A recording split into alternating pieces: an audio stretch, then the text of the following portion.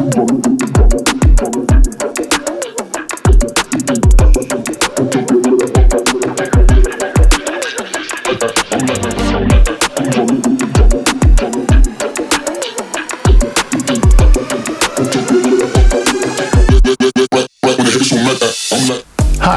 I'm TrickyFPV, and in this video I'm going to share my thoughts about smaller freestyle quads and take a look at YMZFPV's Eagle 1 as well as the brand new Lightning 2 as alternatives for mini freestyle.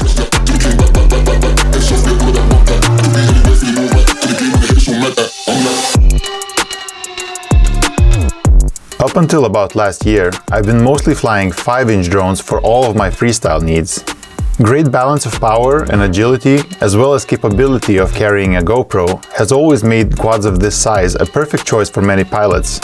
However, in my case, I've been constantly struggling to find new, exciting and challenging spots to fly them at. Not having any bandos around, I've been mostly stuck in the city, where there aren't that many risk-free spots with interesting obstacles to rip a 5-inch drone. My solution was simply to scale down my freestyle quads to something in between a 5-inch and a tiny whoop. To my surprise, these smaller quads are very capable and a ton of fun to fly.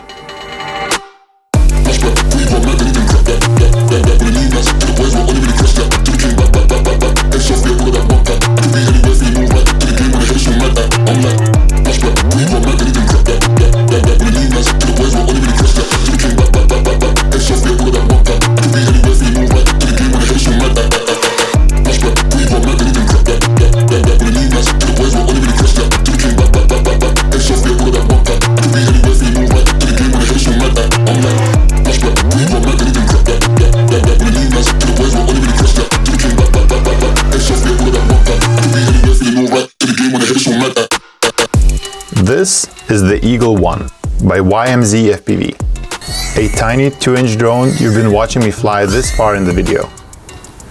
It runs on a single board that is 4S battery capable and has some sweet looking RC in power 1204 5000 kV motors. Originally, this little guy was designed to fly a full DJI O3 air unit on board.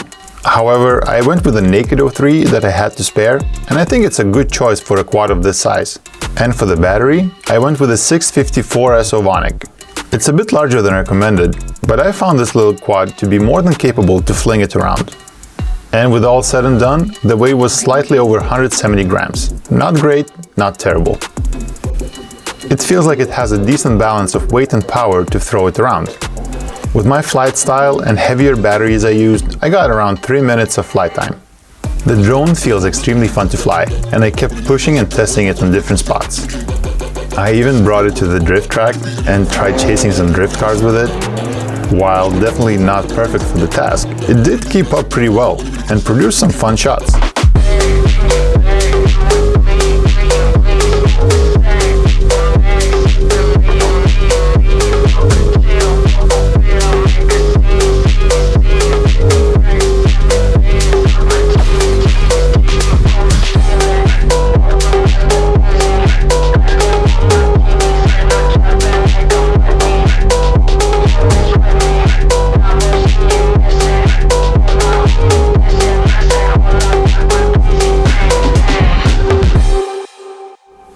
The frame design feels well thought out and rigid for its size.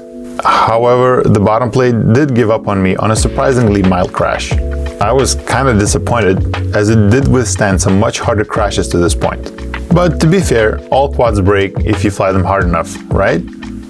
So I ordered the new bottom plate directly from YMZFPV's website, and I expected it to take a month or so to arrive from China. But to my surprise, it took only about a week or so. Either way, I think the bottom plate is the part that's going to break the most. So if you're going to get this quad, it is probably a good idea to get a few spare parts right away.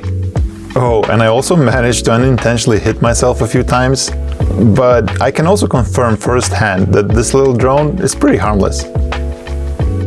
I also got to try YMZFPV's latest release, the Lightning 2. It's a 2S analog tiny whoop with 2-inch props. It weighs 71 grams with a 550 battery. I also tried the 750 that gains a total weight up to 77 grams. And its 1003 10,000 kV motors seem to handle the extra weight just fine. It runs on a single FC and ESC board with extra receiver and analog transmitter boards. It would have been nice to see the analog version with an AIO board that has everything integrated, to save weight as well as making it a cleaner build with less parts to break. However, the design choice seems to have focused here on the possibility of adding a digital VTX. For example, there is a Voxnail version of this already available, and I'm pretty sure you could easily fit an HD0 WOOP VTX here as well. And that is something I actually plan on upgrading it with in the near future. The Cadex camera that comes with the analog version produces somewhat poor image quality. It is also very exposed, making it extremely vulnerable to crash damage. For example, mine went out of focus after a small crash, and later started freezing mid-flights. Another thing that annoyed me was that I kept losing screws on this drone. Like, without even crashing, I would land and there would be a screw or two missing. But adding some Loctite fixed this problem though, and my XT30 just fell off due to poor soldering. I kinda hope I got a bad sample from the first batch of these drones, but Juan had similar experiences with durability of this drone, as his aluminum canopy got smashed after a failed power loop. Yet he managed to bend it back and was back in action. Where Lightning II lacks in durability, it does make up by flight performance. From very few opportunities I got to fly this thing, it did perform pretty well. However, due to it not being so good at taking a beating, this drone is probably not the best choice for any hardcore freestyle bashing. I think the Lightning II is better suited for ripping in your backyard, cruising around, or simply as a beginner drone.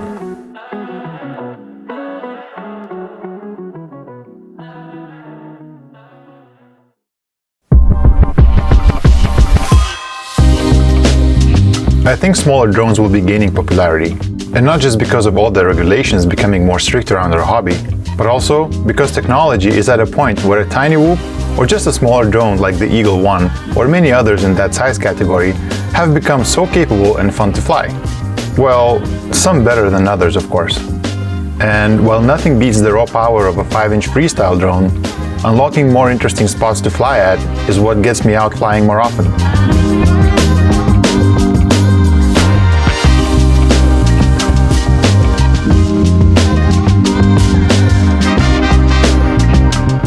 This has been TrickyFPV. Thank you for watching, and I'll see you next time.